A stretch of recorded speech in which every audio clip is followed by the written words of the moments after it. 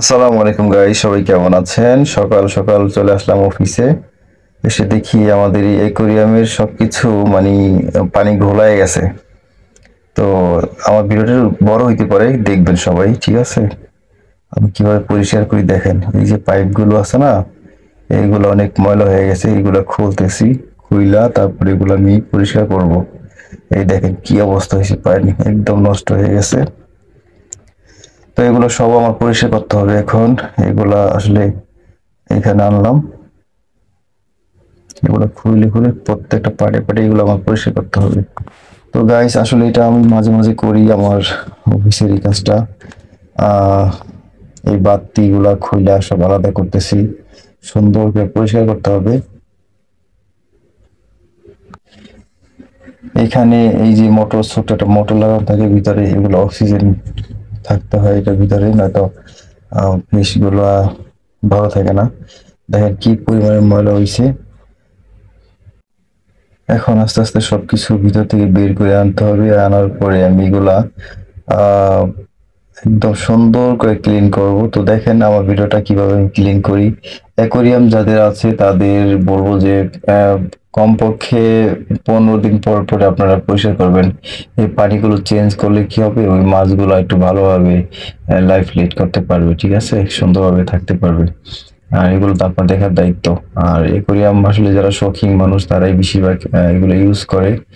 তো আমার এটার ভিতরে 3টা মাছ, এই মাছগুলা নাম দিয়েছি, নামটা পরেই বলি। তো এই হুইল পাউডার এখানে দিব।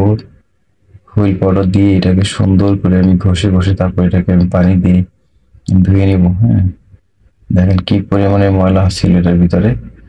দেখবেন যে অনেকক্ষণ পরে একবার ক্লিন হয়ে যাবে। তো এই যে দেখেন আমি পানি দিচ্ছি, এটা ক্লিন করব, তারপরে দেখাচ্ছি আপনাদেরকে, ঠিক আছে? সুন্দর করে এটাকে আমি ঘষে মেজে দিচ্ছি, তারপর দেখেন কত সুন্দর হয়ে যাবে। কি ময়লা না, অনেক ময়লা জমছে। আসলে এটার ভিতরে মোটর থাকার কারণে ময়লা জমছে। তো যাই হোক, এই যে আমি এটা ধুয়ে ফেলেছি। এখন এগুলা আমার লাগাইতে হবে, পাসা করতে হবে আর কি। তো এই যে এই নেট গুলো এখানে লাগাই দিতে হবে, যাতে পানিগুলো সুন্দরভাবে আপ ডাউন করতে পারে। এটা লাগানো শেষ, এখন এই পাইপটা উপর দিয়ে লাগাইতে হবে। এটাও শেষ করলাম। তো এখন পানি দিতে হবে এটার ভিতরে।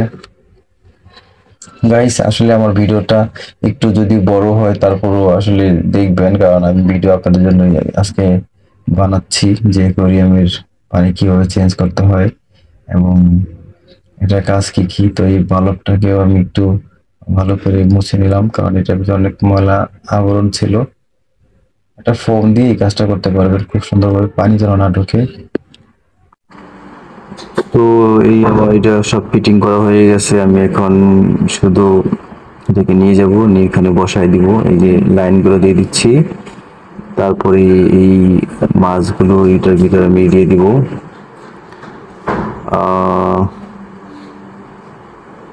এই নেটটা ব্যবহার করতে হবে, তাহলে কি হবে, মাছগুলো আঘাত লাগবে না, খুব সুন্দরভাবে ওরা বেঁচে থাকবে আর কি। তো একটা মাছ সমস্যা দেখেন, এটা কিন্তু অসুস্থ হয়ে গেছে। এটা আমি আসলে পরবর্তীতে এটাকে ডাক্তার দেখাতে হবে আর কি। হ্যাঁ, হ্যাঁ। এদের নাম 3টা যে বলছিলাম, একটা নাম ইরা, একটা নাম হচ্ছে শাহ, আর একটা হচ্ছে আজিজি।